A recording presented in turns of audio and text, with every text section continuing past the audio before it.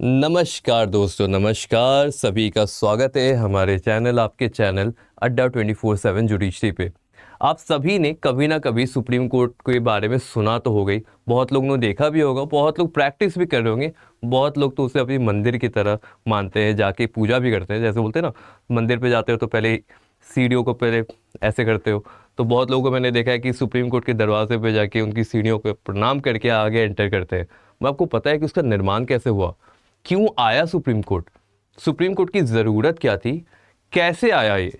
तो इन बातों की चर्चा होगी आज के सेशन में। तो सेशन पे बने रहे, सेशन को लाइक करिए, शेयर करिए, अपने दोस्तों के साथ सब्सक्राइब करिए और आगे बढ़ते हैं। चलिए देखते हैं सर्वोच्च न्यायालय का निर्माण कैसे और कब हुआ। लेट्स सी देखा जाए, बिल्कुल देखा जाए, है ना।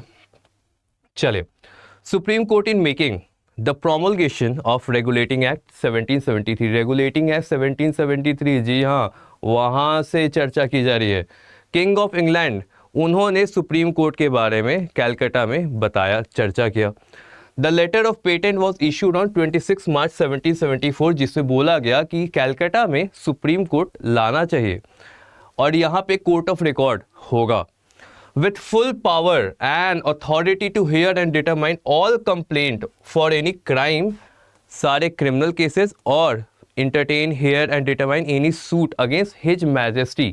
उस समय तो अंग्रेज रूल कर रहे थे ना, पे फिरंगी रूल कर रहे थे ना, ब्रिटिशर्स। तो हिज मैजेस्टी के नेम पे होता था। कहाँ पे? Subjects in Bengal, Bihar and Orissa. Bihar बटा था नहीं, उड़ीसा भी पार्ट का था, बंगाल बहुत बड़ा था, या वहाँ पे कैलकाटा में हमने स्टैब्लिश कर दिया supreme court. The supreme court at Madras and Bombay was establish by king George third. Question आता है ये, on 26 December 1800 and on 8 December 1823 respectively. Madras में 1800 में आया, बॉम्बे में 1823 में आया।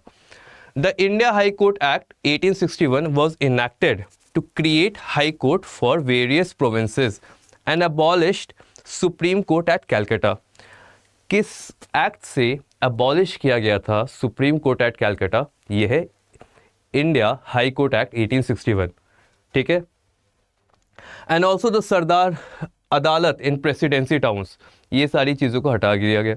These high courts and had the distinction of being the highest court for all cases till the creation of federal court। अब आया federal court under the government of India act 1935। तो देखो कहाँ से स्टार्ट हुआ था, रेगुलेटिंग एक्ट से start हुआ था, अब हम लोग आगे गवर्नमेंट ऑफ इंडिया एक्ट 1935। आगे बढ़ते। The federal court has jurisdiction to solve dispute between provinces and federal and hear appeal against judgment from high court. सारी चीज़ें जैसी पावर थी वैसी पावर आज भी रखी गई, मगर जब इंडिया को मिली आज़ादी, ठीक है, 1947 में, 1947 में जब आज़ादी मिली, तो constitution of India came into force on 26 January 1950। Constitution enact हो गया था, सब बन गया था 26 नवंबर 1949 को। बट जिस दिन रिपब्लिक डे है उसके बाद हमने ये सोचा कि सुप्रीम कोर्ट भी तो चाहिए ना। तो 2 दिन बाद, रिपब्लिक डे के ठीक 2 दिन बाद, 28 जनवरी 1950 को सुप्रीम कोर्ट एग्जिस्टेंस में आ गई।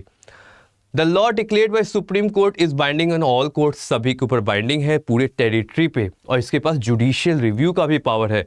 कोई भी लेजिस्लेचर का कोई ऐसा लॉ जो कि अल्ट्रा वायरस है उसे काट के हटा देगा मतलब स्ट्रक डाउन कर देगा, ये भी पावर सुप्रीम कोर्ट के पास दिया गया। कोई भी डिस्प्यूट है यूनियन और स्टेट का, कौन सुनवाई करेगा? हमारा सुप्रीम कोर्ट। तो सुप्रीम कोर्ट हमेशा से गार्जियन की तरह रहा है। जो बच्चों में होता है ना, लड़ाई होता है तो बोलते हैं चलो पापा के पास जाना पड़ेगा, अब वही समझाएंगे, तो गार्जियन है। 2 स्टेट के बीच झगड़ा हुआ, कौन देखेगा? सुप्रीम कोर्ट देखेगा। Heart and soul of the constitution, article 32 कौन है? सुप्रीम कोर्ट है। तो ये सारी चीज़ों के कारण सुप्रीम कोर्ट की वैल्यू और एग्जिस्टेंस इस देश की निर्माण में बहुत ज़रूरी थी। अब बढ़ते आगे। Next, moving forward, informative years the apex court made from 10 से 12 सुबह में, मतलब सुबह में 10 से 12 होती थी और शाम में 2 से 4। ये था पहले, और 28 दिन, पूरे साल में बस 28 दिन कोर्ट चलती थी। अब 190 दिन तक ये कोर्ट चलती है, सुप्रीम कोर्ट। देखिए, this is our beloved supreme court and honourable supreme court of India, right. नीचे चलते हैं, अब थोड़ा से उसके बारे में कुछ फैक्ट्स जानते हैं जो कहीं भी पता नहीं चलता है। जो मेन ब्लॉक है सुप्रीम कोर्ट का, वो बिल्ड हुआ था एक ट्रायंगुलर प्लॉट पे जो कि 17 एकड़ का है, और उसका बिल्डिंग को डिजाइन किया गया था चीफ आर्किटेक्ट गणेश भीकाजी के द्वारा, who was the first Indian to head CPWD and design Supreme Court of India. Excuse me. Supreme Court building in an Indo-British architecture style. Indo-British architecture style है। ये भी question आ सकता है कि सुप्रीम कोर्ट का style कैसा है, Indo Greek, Indo Britain, Indo US, what it is. So it is Indo British style. He was succeeded by Sridhar Krishna Jogelkar. The foundation stone of Supreme Court building was laid by the first president of India, who was Dr. Rajendra Prasad, on 29th October 1954. The broad decision taken at the highest level in 1956 was that the Supreme Court building should be constructed in the triangular plot on the Harding Avenue opposite Harding Branch in conformity मतलब in conformation with the wishes of PM साहब, Prime Minister, the Home Minister, the Minister of Work, Housing Supply, Chief Justice of India, इन सभी की सहमति से। Subsequently, बाद में the area has been re-cherished and now the building is surrounded by Tilak Marg in the west, Mathura Road in the east, Bhagwan Das in the south and Tilak bridge in the north. चारों side से इनके बारे में बता दिया गया। नहीं होता है जैसे हम लोग क्रिकेट देखते थे तो बोलता था कि कहाँ से बॉलिंग कर रहा है, फ्रॉम हावड़ा ब्रिज के साइड से कर रहा है, किस साइड से बॉलिंग की जा रही है। वैसे ही सुप्रीम कोर्ट के लोकेशन को भी बताया गया, नॉर्थ से किधर है, ईस्ट, साउथ, वेस्ट, सारी चीज़ें बता दी गई। The design of building itself is in the shape of balance with a pair of scales of Justice Dr. Rajendra Prasad, the first president of India, on 4th August 4 अगस्त 1958 को जब building खुली excuse me, जब building ये open हुआ है तो उन्होंने क्या कहा, उन्होंने कहा कि I do not think it will fall to lot of any my successors to declare upon such a temple of justice. Temple of justice, जब मैंने ये वीडियो स्टार्ट की थी मैंने यही बोला था कि इसे न्याय का मंदिर माना जाता है। ये बात कोट किया गया था किसके द्वारा, डॉक्टर राजेंद्र प्रसाद जी के द्वारा। This noble edifice has been conceived and planned by engineer architect जो कि ट्रेंड है अपने प्रोफेशन कल्चर में। जो आर्किटेक्चर है, जो कंस्ट्रक्शन है, जो आर्किटेक्चर है, जो कंस्ट्रक्शन है, ये सारी चीज़ें जस्टिस के लिए ही है, कंसेप्ट ऑफ जस्टिस को लाने के लिए। Traditionally, we look upon justice as a pair of scales, होता है ना तराजू, and the two pans of which have to be held evenly, balance की करने के लिए, without allowing the beam from which they hang। ये सारी चीज़ें बताई गई। अब देखिए सुप्रीम कोर्ट का निर्माण क्यों हुआ था। सिंपल सी बात समझिएगा, देश बना, देश में क्या क्या चीज़ें आनी है उसके बारे में आइडिया थी नहीं। फेडरल कोर्ट बहुत पहले से चला आ रहा था। फेडरल कोर्ट को ख़त्म करने के बाद क्या करते हम, करते क्या, तो हमने बोला कि कोर्ट होना चाहिए जो कि पूरी चीज़ों को कंट्रोल करेगा, जो एक तरह से गार्जियन की तरह एक्ट करेगा, जो बैलेंस लाएगा। इसीलिए इंडिपेंडेंस ऑफ जुडिशरी कहा जाता है।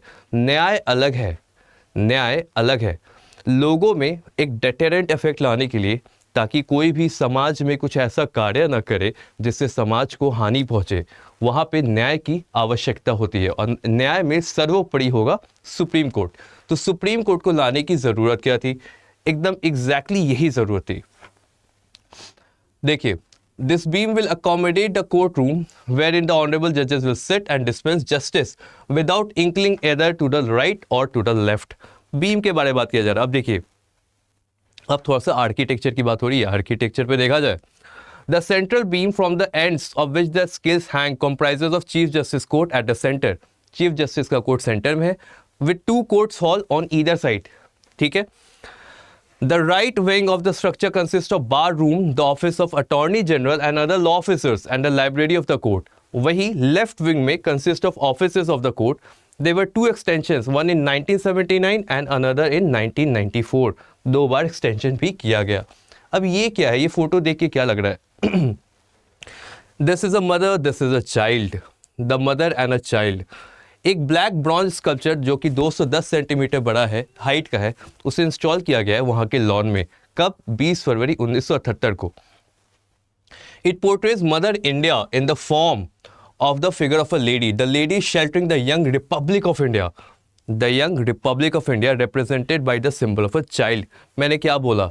जब देश बना तो एक बच्चे की तरह उभरा था। उसे पालना पोषना बड़ा करने का जो राइट था, जो हक था, जो ज़रूरत थी, वो हमारे फ्रीडम फाइटर्स के पास था। और उसमें सुप्रीम कोर्ट ने एक बहुत ही इंपॉर्टेंट रोल प्ले किया। Who is upholding the law of land and symbolic is shown in the form of an open book. On the book, a balance is shown which represent dispensation of equal justice to all. The sculpture was made by renowned artist Shri Chintamani Kar. ये देखिए, ये किताब है, किताब में balance बना हुआ है। This is the minute detail जो आर्किटेक्चर ने क्यों किया है, ताकि एकदम छोटी छोटी चीज़ें जो लोगों के जहन में रहे, जो लोगों के दिमाग में रहे कि है कोई जो हमें न्याय देगा। इन बातों से ये पता चलता है कि जब देश बन रहा था तो कितने एक्साइटेड थे लोग कि यार चलो देश बन रहा है, एक नया अपना देश बन रहा है। अभी तक हम पे रूल किया गया इतने सालों तक, अब अपना देश बना है, यहाँ पे न्याय ज़रूरत है। न्याय के लिए सुप्रीम कोर्ट ज़रूरत है, और सुप्रीम कोर्ट आज बहुत एक्टिवली रोल प्ले कर रही है। तो ये था सुप्रीम कोर्ट की कहानी। आई होप आपको ये पसंद आया हो, आई होप आपको ये समझ आया हो कि सुप्रीम कोर्ट हमारे डे टू डे लाइफ में कितना इम्पॉर्टेंट है, और अगर सुप्रीम कोर्ट नहीं होगा तो देश शायद नहीं रहे। तो सुप्रीम कोर्ट और इसके इम्पोर्टेंस को आप समझिए और इसको कंसिडर करिए as a blessing. Till then take care, thank you and जय हिंद।